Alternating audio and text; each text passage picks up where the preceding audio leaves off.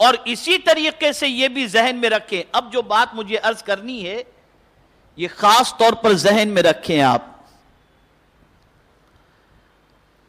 اور وہ بات یہ ہے کہ جو کچھ اس وقت ہمارے ملک میں ہو رہا ہے وہ کسی سے چھپا نہیں۔ بہت سارے داڑھی والوں کو، برقعے والیوں کو، ٹوپی والوں کو پکڑا جاتا ہے اور کفریہ نعرہ لگانے کے لیے ضد کی جاتی ہے کہ یہ کہو۔ تو ایسی سچویشن کے لیے قرآن کا کیا حکم ہے؟ ایک مسلمان اگر ایسی سچویشن میں پھنس جائے تو کیا اس کے حوالے سے بھی قرآن کا کوئی دستور ہے؟ تو میرے پیارے آقا صلی اللہ تعالی علیہ وسلم کے پیارے دیوانوں، اس پر آیے کریمہ موجود ہے۔ من کفر باللہ من بعد ایمانہ الا من اکرہ قلبہ مطمئن بالایمان، جو شخص اللہ پر ایمان لایا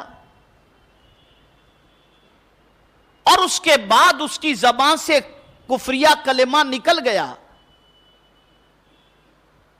کفریہ کلمہ، کفریہ جملہ اس کی زبان سے نکل گیا، لیکن اس کا دل اس بات پر مطمئن نہیں جو اس نے کہا ہے، بلکہ اس کا دل ایمان پر مطمئن ہے۔ اب یہ آیت کریمہ کا شان نزول سماعت فرمائیں۔ مکے کے بہت سارے ایسے لوگ تھے جو صحابہ کرام علیہم الرضوان کے ایمان لانے پر، حضرت خباب، حضرت بلال، حضرت خبیب، حضرت عمار، حضرت یاسر، حضرت سمیہ رضی اللہ تعالی عنہ،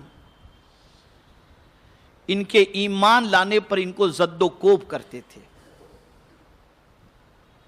ان کو اذیتیں پہنچاتے تھے، ان کو ستاتے تھے، انہیں چٹائی میں باندھ کر دھویں دیا کرتے تھے، گرم ریتوں پر گھسیٹا کرتے تھے۔ یہ ساری چیزیں ان کے ساتھ ہوتی، لیکن کچھ لوگ ایسے تھے کہ جب ان سے کہا جاتا کہ تم کلمہ کفر ادا کرو، معبودان باطل کے حوالے سے کہو، تو وہ جان دے دیتے تھے لیکن کلمہ کفر نہیں کہتے تھے۔ لیکن ایک صحابی رسول حضرت عمار رضی اللہ المولا تبارک و تعالی عنہ ضعیف تھے، ان کی زبان سے کلمہ کفر نکل گیا، کافروں نے چھوڑ دیا، کلمہ کفر ان کی زبان سے نکلا، کافروں نے چھوڑ دیا، ضعیف تھے وہ۔ اب ہوا یوں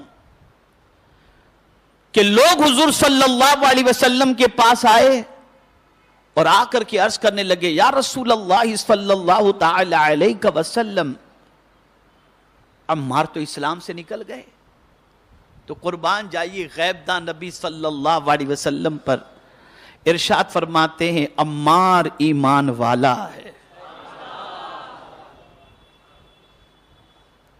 تھوڑی دیر گزری تھی کہ وہ دوڑے ہوئے آئے حضور صلی اللہ علیہ وسلم کی بارگاہ میں اور عرض کرنے لگے، یا رسول اللہ صلی اللہ علیہ وسلم، میں تباہ ہو گیا، میں برباد ہو گیا۔ آقا کریم صلی اللہ علیہ وسلم نے ارشاد فرمایا، کیا ہوا؟ تو عرض کرتے ہیں، سرکار میری زبان سے گندی بات نکل گئی، کلمہ کفر نکل گیا۔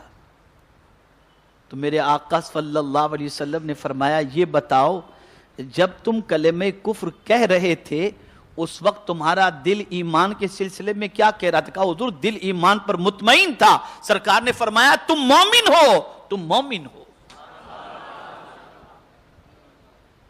یہاں سے یہ بات سمجھ میں آئی کہ بہت سارے زندگی کے ایسے مواقع آتے ہیں جس میں انسان کو جان بچانے کے لیے ایسے کلمات کہنے کی ضرورت پیش آ جاتی ہے۔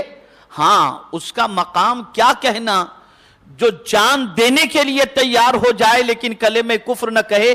لیکن اسلام اتنا آسان مذہب ہے کہ یوں جلدی سے اپنے دائرے سے کسی کو نکلنے نہیں دیتا، بلکہ اگر کوئی جان بچانے کے لیے یہ کہہ دے تو قرآن اس کے ایمان کی گواہی دیتا ہے۔ لیکن شرط یہ ہے کہ دل اس کا ایمان پر جمع ہوا ہونا چاہیے.